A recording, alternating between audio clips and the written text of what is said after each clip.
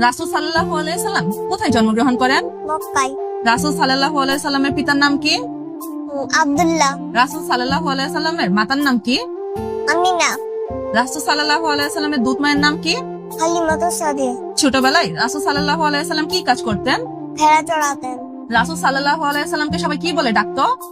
আল আমিন। রাসূল সাল্লাল্লাহু আলাইহি সাল্লামের ডাকনাম কি ছিল? আবুল কাশের। রাসূল সাল্লাল্লাহু আলাইহি সাল্লামের কয়জন মেয়ে ছিল? 5 জন। পবিত্র কোরআনে মুহাম্মদ নামটি কয়বার এসেছে? 4 বার। হেরা পর্বতকে কি বলা হয়? আলোর পাহাড়। ওহী নিয়ে কোন ফেরেশতা আসেন? হযরত জিবরাইল আলাইহিস সালাম। সর্বপ্রথম কয়জন ব্যক্তি ইসলাম গ্রহণ করেন? 4 জন। রাসূল সাল্লাল্লাহু আলাইহি সাল্লামকে কারা পাথর মেরেছিল? তাইবাসী। মসজিদুল আকসা কোথায় অবস্থিত?